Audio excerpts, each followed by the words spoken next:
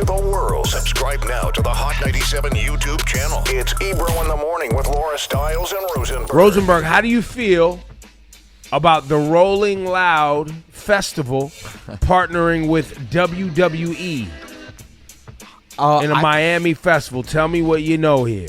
I had no idea about this until I saw it. I know that WWE has been trying to, do different things, especially to get back out in front of live people because it's been shut down for so long.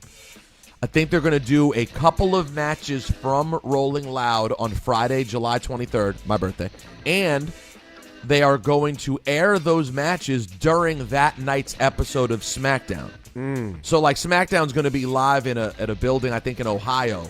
But then they're going to cut down to Rolling Loud and show these matches. I think it's a pretty cool idea. I think it's I get psyched about seeing wrestling in any situation that looks different. It looks non-traditional. So, listen, hopefully, Soulja Boy doesn't get caught by Randy Orton. That's the only thing you can hope for, Nah, hopefully they plan that. That'll be big. Big Soulja, he started that. Big Soulja started rappers collabing with the WWE. That's right. He actually started wrestling, period. He was out there back in the day. You see? Now, I'm glad that you're on message right now, Rosenberg. You're focused. He was like the great Lou Thez. He was out there with Soulja Boy. George Henkenschmidt.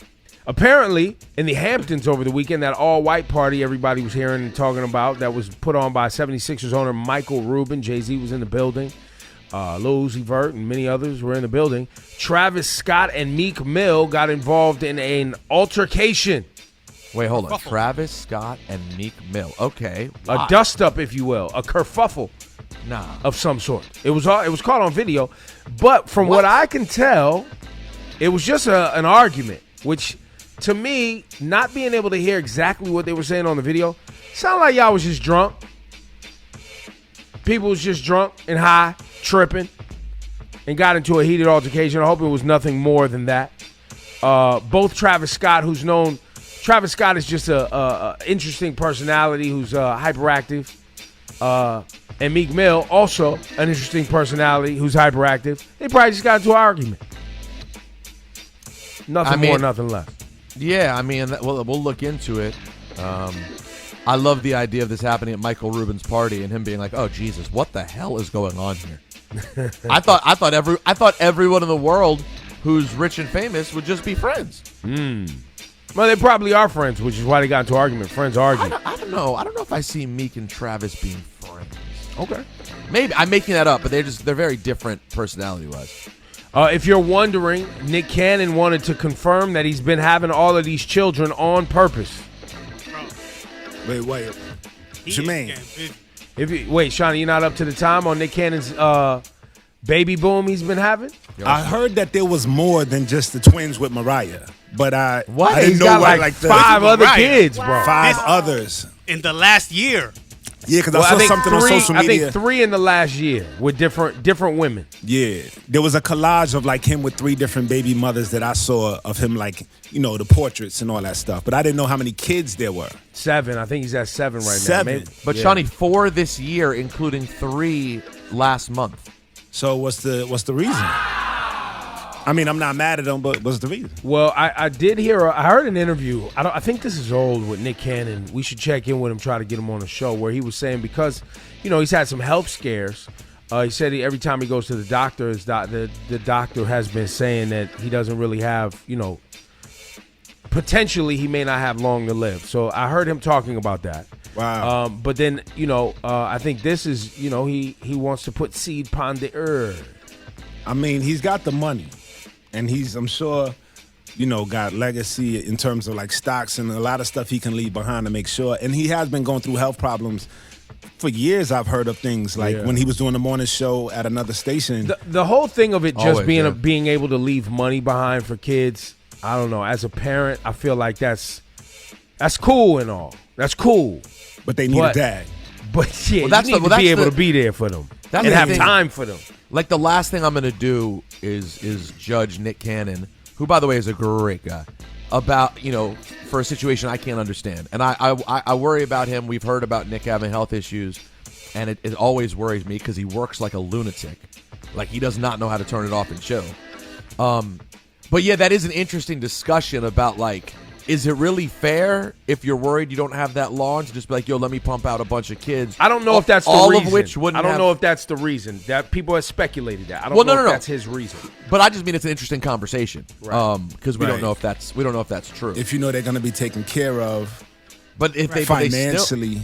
But I mean, listen, Ebro, you lost your dad in your 30s, and it was a real challenge in life. That's right. And your 30s. That's right. And the people I know who lost a parent very young, I mean, let's just be real. No one goes unaffected by that. No. Here's the thing. When you lose your parent, whether you're close to them or not, the realization that you don't have a parent any longer, no matter what age, is hard. Period. It's a heavy weight that you will lift up forever, and it doesn't get lighter. People don't talk about it enough, man. It doesn't get lighter. You just get used to lifting it up. There's no shortcut. There's no nothing. But if you're 7, it affects you in a different way. That the lifting it up, there's no option to lift it up. It inherently is sort of on top of you. As opposed to being an adult who it's sad and hard, but you can take the measures to deal with it. But all of that to say, we send love to Nick Cannon. Yo, man, seeds upon the earth. Seeds upon the earth, and take care of them babies. This is why as long as you're here. And shout to Long Beach, New York. I was just there. MF Doom is getting his own street in Long Beach, New York. I knew I had a good time in that place. Dope. That's amazing. Yeah. Z-Love X. There it is. It was let me see here if I can get it. This is according to Hip Hop DX, by the way.